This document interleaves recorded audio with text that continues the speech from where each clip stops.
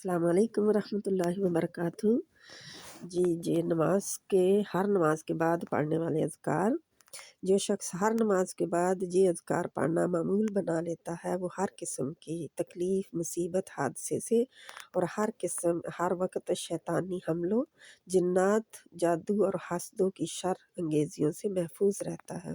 ان وظائف میں اس قدر طاقت ہے کہ ان کو باقاعدگی سے پڑھنے والے پر بڑے سے بڑا جادوگر بھی اپنا اثر دکھانے میں ناکام ہو جاتا ہے۔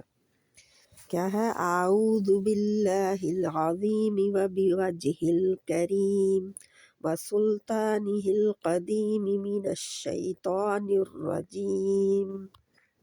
ایک یہ ہے سنن نبی داؤد سے ہے جے اعوذ بکلمات اللہ التامات اللاتی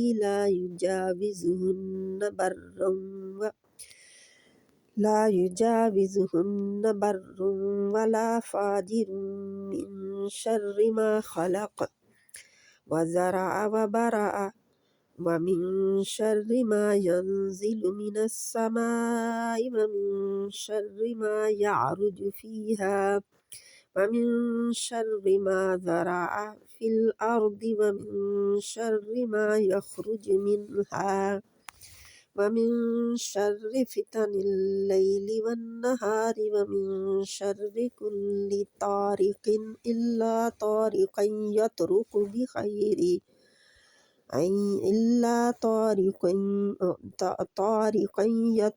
بخير يا رحمن۔ مسند احمد کی ہے یہ حدیث۔